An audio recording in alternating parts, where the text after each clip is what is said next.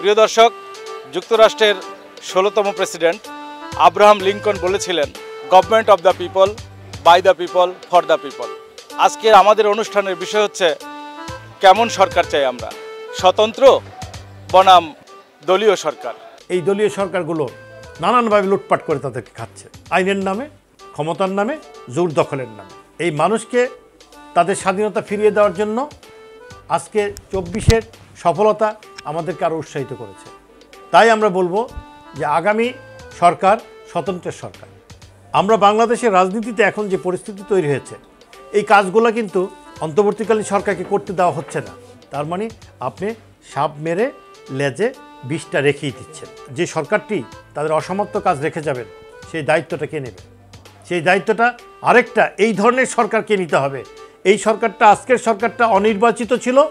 নির্বাচনের মাধ্যমে আমরা এই স্বতন্ত্র সরকারকে আমরা এনে আমরা এই তত্ত্বাবধায়ক সরকারের কিংবা এই অন্তর্বর্তীকালীন সরকারের অসমাপ্ত যাবতীয় সকল কাজ আমরা সমাপ্ত করতে পারবো ইনশাআল্লাহ। এখন আসেন, এই সংগঠনটার ভবিষ্যতে যখন আপনারা সফলতা পাবেন, আপনারা জাতীয় সংসদে গিয়ে আপনারা সরকার গঠন করবেন। এখানে আমার কোনো বাধা ধরা নিয়ম নেই যে এই পরিষদের চেয়ারম্যান সাহেবই প্রধানমন্ত্রী হয়ে যাবে, এই চেয়ারম্যান সাহেবই এইটা হয়ে যাবে, সে নো।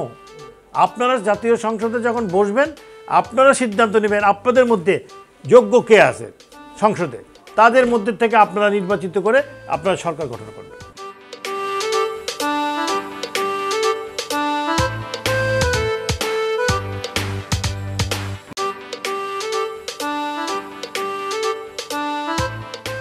আমরা দীর্ঘ 52 বছর যাবৎ দলীয় সরকারের অধীনে শাসিত শোষিত হচ্ছি।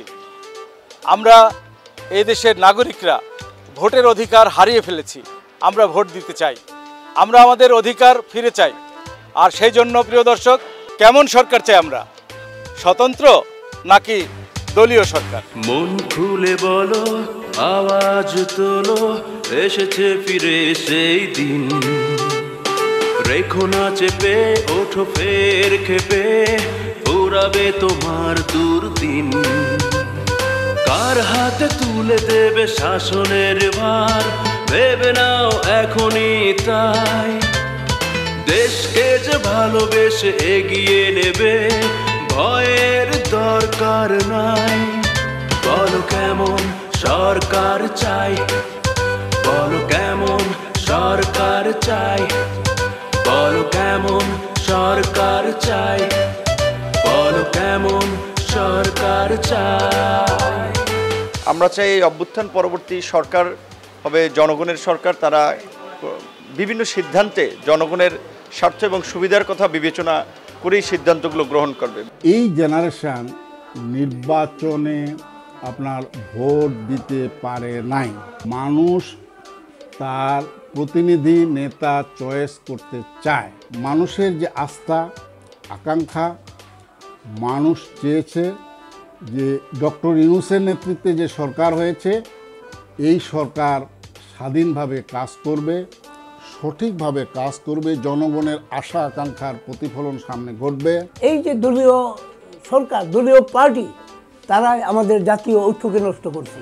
সরকার কেমন হবে সেটা নিয়ে ইতিমধ্যে বিশদ আলোচনা হচ্ছে, বিশদ ব্যাখ্যা বিশ্লেষণ হচ্ছে। আমাদের মদ্দা কথা যেটা, সরকার যে বা যারাই গঠন করুক, যে দলই ক্ষমতায় আসুক, তারা যাতে জনগণের হয়। আমরা জনগণ স্বতঃস্ফূর্তভাবে ভোট দিয়ে কোনো সরকার নির্বাচন করতে পারেনি। আমাদের একটা প্রস্তাবনা আছে জাতীয় ঐক্যমত্যের সরকার গঠন করা। রাজনৈতিক দল যে বড় দুই তিনটা দল আছে, তাদের এই দাপট বেশি থাকে। কেন বেশি থাকে?